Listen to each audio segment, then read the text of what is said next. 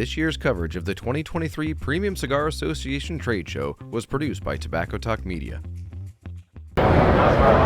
What's going on, everybody? Cigar Show Tim here with Tobacco Talk Media, sitting with LeRoy of ATL Cigar Co. Brother, so good to see you again. You as well. How's it been so far? It's been great. It's been great. Good show. A lot of energy yesterday. Got some new guys coming out today. Want to sit down and talk.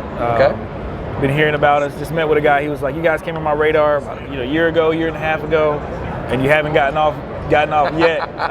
You're like, "Well, we want to stay there." That's right. So introducing him to stuff and smoking with him, burn his taste buds out. Yeah, right.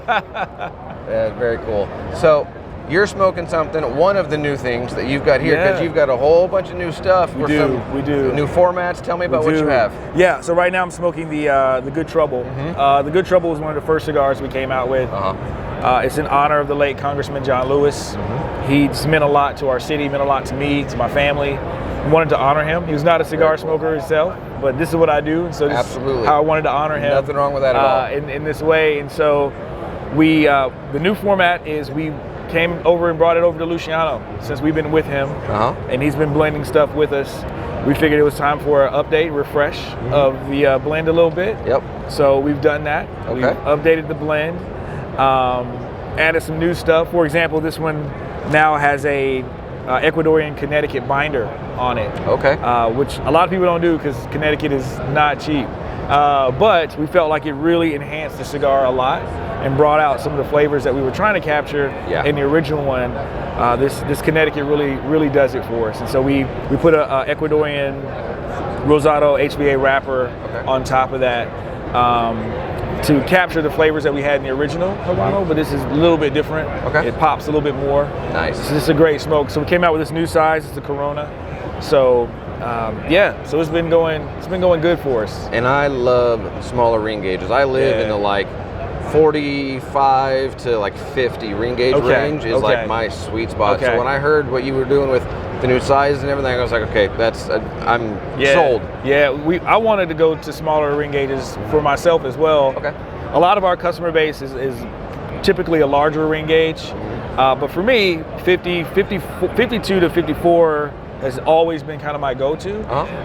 But as of late, I found myself doing more Lanceros, doing more Coronas. In fact, I started buying 10s of petite Coronas just to have with me. And those work out really well. I enjoy that smoke. So I really want to try to create more of that as well. So and it's nice because if somebody that doesn't want a Toro or even a Robusto goes, okay, if I can get that size, it's a little bit less smoking time, I can get another cigar in, I can enjoy a little bit more. So it gives a really nice opportunity to actually check out more of what you have to offer. Absolutely. And it's just, you can do two of these back to back if you need to. Absolutely. But there is something about the smaller ring gauges that allow you to express more, to play more with the wrapper and the binder. That is, for me, this cigar in particular, the binder and wrapper combination is so unique that I wanted to see what it would do in a smaller ring gauge and see what that smoke was like. And I do enjoy it a lot. I do enjoy it. Very cool. So I want to talk about Wise Blood. So when I saw you at TPE, we talked. I got Wise Blood, and within a couple weeks of that, I reviewed it. It's up on my channel for anybody that wants to go and see that. And I reviewed it, and I just fell in love. I love that cigar. So tell me what the response has been like. One, obviously, since you've come up with Luciano, but with Wise Blood and Magic now, going with different formats. How is the reception of everything going now? The reception is going well. The Wise Blood has been extremely important for us. Particularly for seasoned cigar smokers. It's a milder cigar, but for seasoned cigar smokers, being able to play with the complexity that's in that stick has been fun to watch people interact with it. It's crazy. All the reviews, when they start talking about taste profile, everybody's different. They're all over the board. Absolutely, it's all subjective. It's subjective, but also Luciano has done something with his stick, and this is why part of the reasons we named it the Wise Blood is because the story of the Wise Blood is the novel by Flannery O'Connor, and it's a very complex book but it's simply written. Flannery O'Connor wasn't used. She didn't use like big flowering prose or anything like that in her work. So the complexity isn't in the word choice. It's in the subject matter and the way that she moves through the narrative. And the same is true of this cigar. Absolutely. You know, it creates those conversations and those dialogues.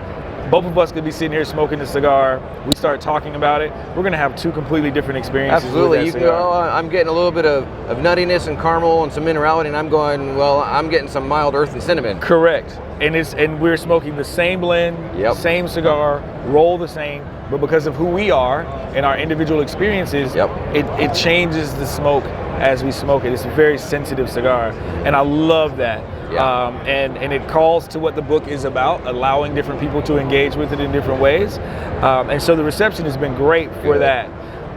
The new sizes that we're coming out with, expanding the portfolio of the different lines, that is also something that I think is going to just be great for people. For example, the Magic you brought up, the new Elegance size that we're doing with it, smaller ring gauge, longer stick.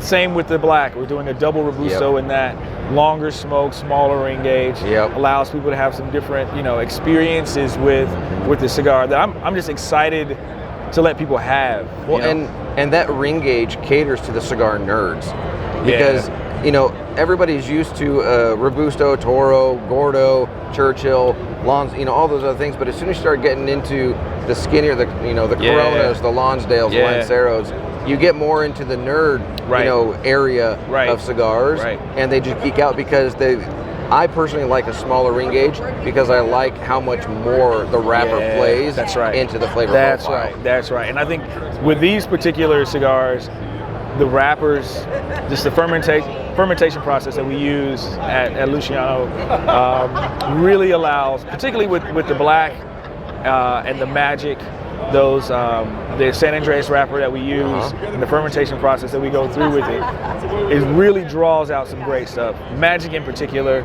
just because the dark fruit notes that are already in there, and when you marry it with that wrapper and you got some time and a smaller ring gauge, holy crap, it's just something. It is something I good. can't wait to check it out.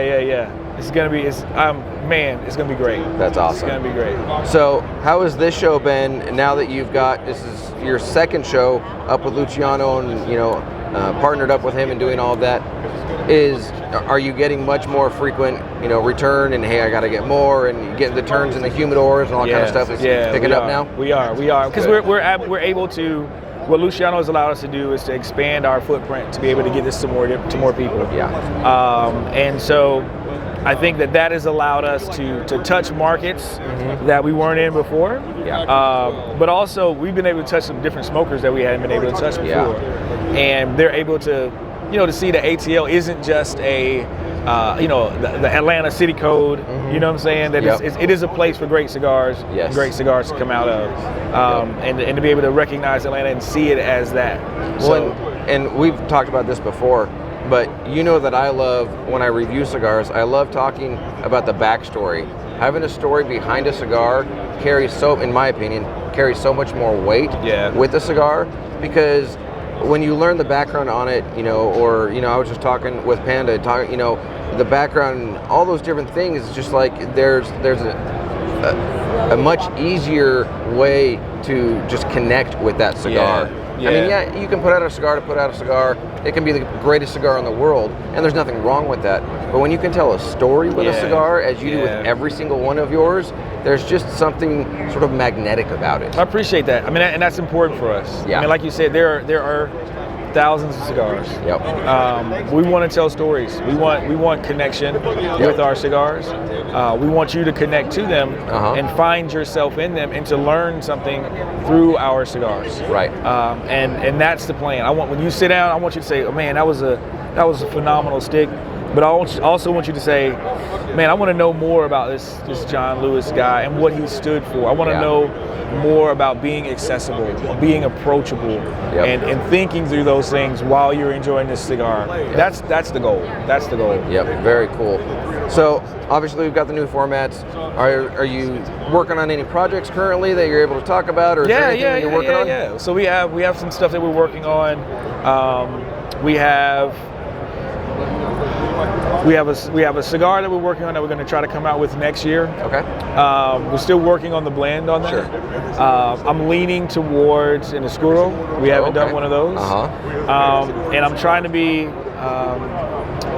a little bit more disruptive with this one. Oh, okay. I really want to enhance the sweetness that comes out of the Oscuro wrappers. I think a lot of times with Maduros and Oscuros, the inherent sweetness in those sometimes gets overshadowed. Yeah. So I'm really trying to figure out how to enhance those and play those up a little bit. Because they tend to go, the whole flavor profile of them tends to go so deep, dark, rich that you miss some of the lighter notes that are in there. That's right. So I'm trying to figure out how to do that. So I'm working on loose to try to figure out how we can do that and make that pop and enhance those. So we're working on that. Okay. We're also working on a stick that we call the Tributary. Okay. And so that stick will be coming out. It's going to be released in a Lancero first. Oh. So we're working on that, and that should be coming out pretty soon. So those are the two big ones that are coming out. Nice. Very cool. Well, brother, I appreciate your time. It's always good to sit down and connect with you. I look forward to reviewing what you've got, new formats, all that kind of stuff, and I'm going to be jumping right into them. Thanks, man. I appreciate it. Thanks for your time. Absolutely. Anytime. All right. Anytime. All right, guys. From PCA 2023, I'm Cigar Show Tim with Tobacco Talk Media. I got more content coming your way. This year's coverage of the 2023 Premium Cigar Association Trade Show was produced by Tobacco Talk Media.